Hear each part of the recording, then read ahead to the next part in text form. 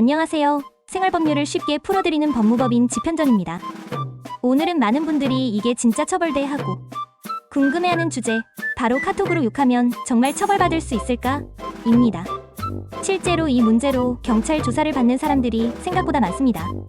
아니, 그냥 화나서 욕 한마디 한 건데 그게 죄라고요? 이런 분들 꽤 계십니다. 하지만 정말로 처벌받은 사례들이 많아요.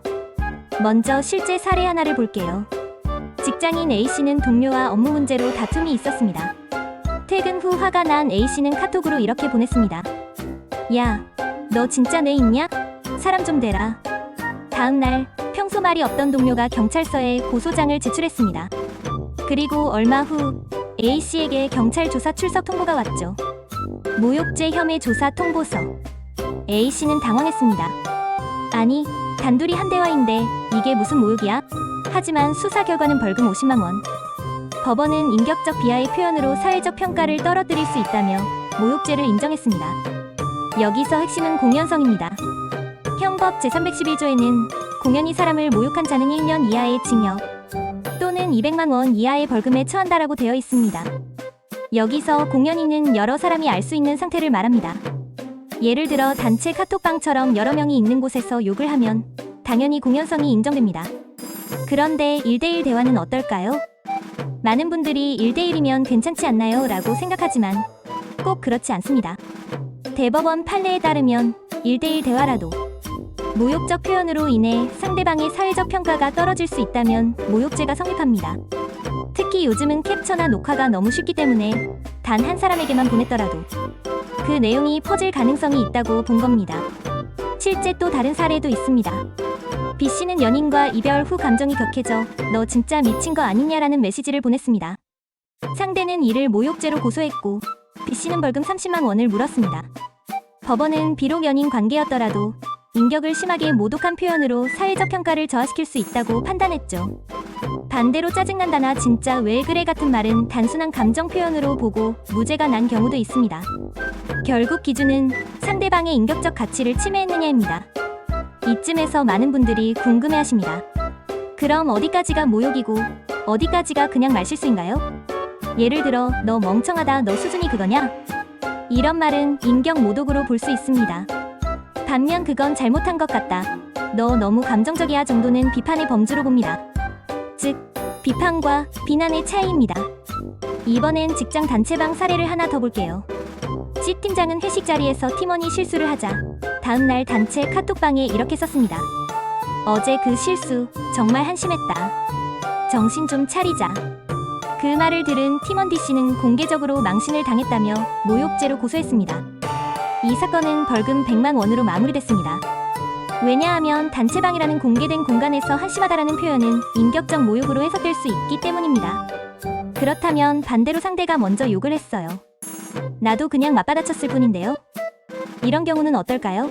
실제로 법원은 쌍방 모욕인 경우 양쪽 모두 처벌한 사례가 많습니다. 감정적으로 대응해봤자 결국 둘 다 벌금형을 받는 셈이죠. 또 한 가지 중요한 점은 모욕죄는 친고죄라는 겁니다. 즉, 피해자가 직접 고소를 해야 처벌이 진행됩니다. 그리고 고소는 피해의 사실을 안 날로부터 6개월 이내에 해야 합니다. 그 기간이 지나면 처벌할 수 없어요. 다만 최근에는 사이버 명예훼손이나 모욕죄가 점점 강화되는 추세라 경찰이 수사에 나서는 속도도 빨라졌습니다. 그럼 실제로 카톡 욕설로 처벌받으면 어떤 불이익이 있을까요? 단순히 벌금 3,050만 원 수준이라고 생각하실 수도 있지만 이건 전과로 남습니다. 나중에 취업할 때나 신원조회 때 범죄 경력 회보서에 기록이 남을 수 있어요. 또 피해자가 원치 않으면 합의 없이도 재판까지 가는 경우도 많습니다. 만약 내가 순간적으로 욕을 보냈다면 어떻게 해야 할까요? 첫째, 즉시 삭제하세요. 상대가 아직 안 봤다면 삭제가 가장 빠른 대응입니다. 둘째, 진심으로 사과하세요. 문자나 전화로 그때는 감정이 앞섰다. 미안하다. 이 한마디가 합의의 시작입니다. 셋째, 합의가 중요합니다. 피해자가 처벌을 원하지 않는다는 처벌불원서를 제출하면 사건이 종결됩니다. 마지막으로 요즘 많이 등장하는 새로운 문제도 있습니다. 바로 이모티콘 모욕. 예를 들어 상대가 진지하게 얘기하는데 크크크나만 보내는 경우 상대가 기분이 나빠서 고소를 하는 사례도 있습니다. 물론 단순히 웃는 이모티콘만으로 처벌되진 않지만 대화 맥락에 따라 조롱이나 비하로 해석될 수도 있어요. 법원은 실제로 의도적으로 상대를 비하할 목적으로 보낸 메시지는 모욕의 의도가 있다고 본 판례도 있습니다.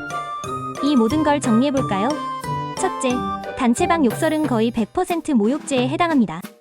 둘째, 1대1 대화라도 욕의 강도가 심하면 처벌될 수 있습니다.